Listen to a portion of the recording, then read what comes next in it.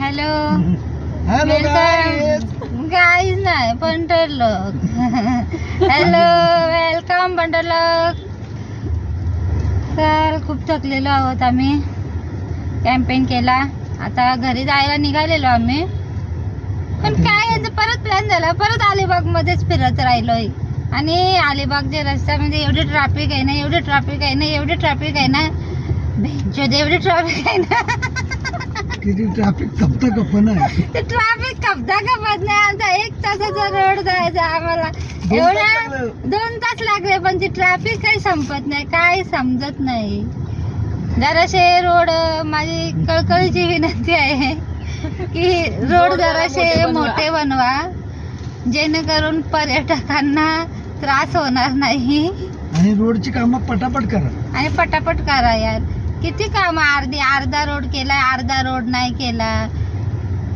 शे बरोबर नाही वाटत. शे नेक्स्ट जेन पेटली नाही. हे बघा किती ट्रॅफिक आहे, बघा किती ट्रॅफिक आहे. किती आम्ही ट्रॅफिक मध्ये अडकलो. मग ट्रॅफिक मध्ये अडकलो यार. कंटाळा. एक तर काल रात्रभर झोप नाहीये, नाचून नाचून दमलो. त्यात परत गरमीच्या मुलं टेंटच्या बाहेर झोपतो. आणि आमचा टेंट फुटला. आम्ही टेंटच्या बाहेर झोपलो आणि आमचा टेंट उडला.